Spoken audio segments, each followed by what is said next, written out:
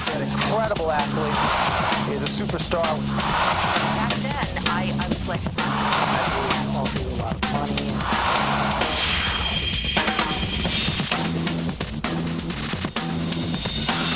Welcome to One-on-One. I'm Steve Adubato, and I'll tell you what, you're about to meet the gentleman. You saw the back of his head. Now you're going to see a really good shot of him. He is Dr. Walt Guarino, President, Managing Partner, Insight, SGW Advertising Group. Walt is a good friend. He's been with us for many, many times. I'll tell you what, but today, we're talking about advertising. We're talking about what connects, what doesn't. The difference between a TV spot, by the way, $2.3 million, Super Bowl commercial spot. Walt Guarino says, good deal. We'll find out why. What about advertising on the internet? Is print advertising dead at this point? Everything that you've ever wanted to know about advertising. He also teaches at Seton Hall, of course, all about marketing and advertising. Everything you've ever wanted to know about advertising, you know where to ask. It's one-on-one. Because Walt's in the house. Stay with us. We'll be right back.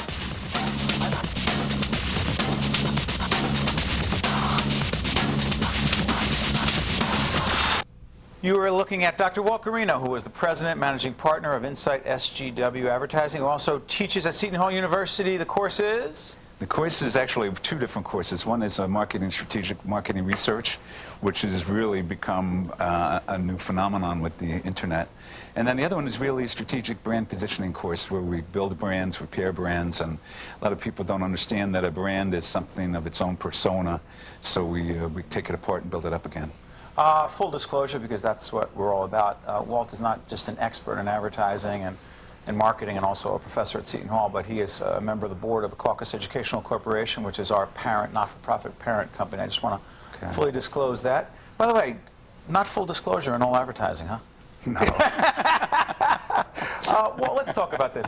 There is the Walt Guarino theory of convergence, which is? Well, it's actually mind-boggling when you think about where we're going, because there's always been this feel that you know, you're going to watch television on your computer, or you're going to watch do your computer stuff on your television. Well, the truth is, you're really going to be doing everything on one big screen. It doesn't matter whether you call it your computer or your home entertainment. How does that work? Because everything will come through cable. It'll all come through the same feeds, and there's plenty of room. There's more channels of information that are available to us that we don't even use yet. So here at Comcast, right? Right. Comcast has all different products. Yeah. Right? Yeah. All the internet. So what?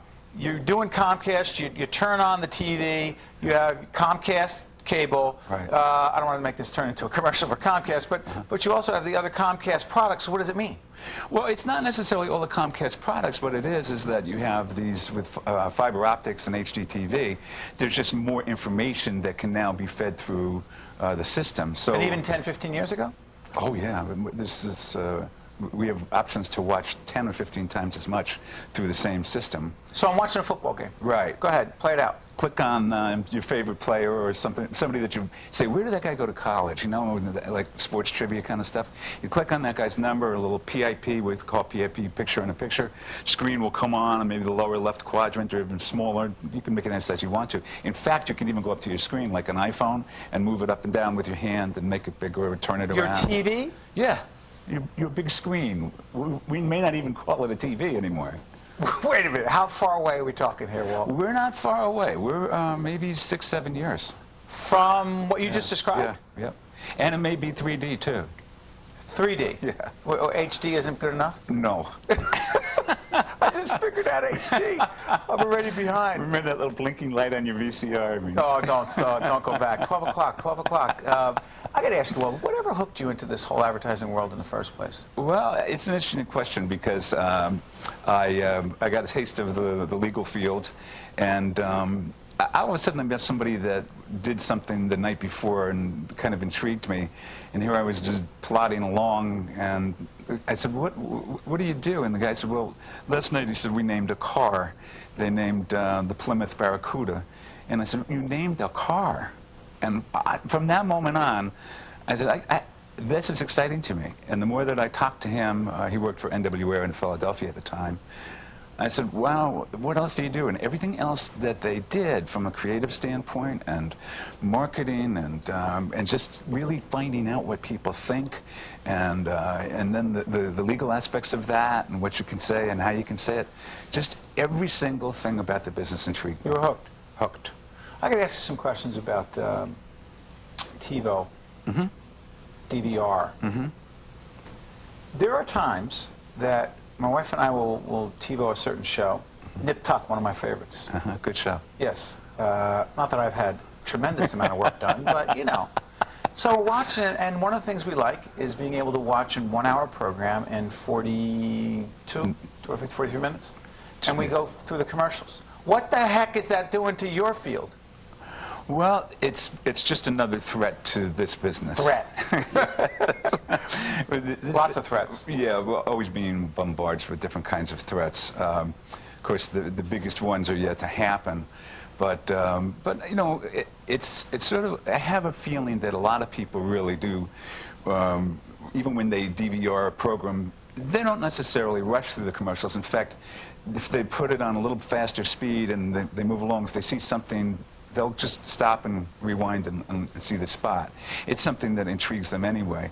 If you totally are flat out anti-commercial and you only want to do something in 42 minutes, then you will tune them out. They're still available there after the fact. Yeah. But we're looking for other ways of giving lifespan to commercials, a la the Super Bowl, where 2.3. You actually said it's closer to 2.7 million dollars, Walt, for a spot. And I'm thinking, how the heck does my friend Walt say it's a good deal? Well, you have to justify that it's a total industry in and of itself. It's to say that the Super Bowl is a new ball game. Really, Super Bowl advertising is a new ball game. What it comes down to is that it's the only time in the entire year that like 98.6% of the people watch the commercial. Just one time. Yeah, the only time. Not during presidential debates? No. Sorry. Sorry. No, in fact, it was interesting this year. There was a little controversy over whether or not there were going to be candidates advertising on the Super Bowl, and it sold out so quickly they didn't even have to offer it to them. Okay, so everybody's watching. And actually, the commercials have become part of the event. It's in the whole industry. It's a separate industry, Super Bowl advertising. What are the okay? But this show's going to air so many times. And by the way, Walt appears nationally on other programs and analyzes Super Bowl commercials. But this is a bigger picture discussion.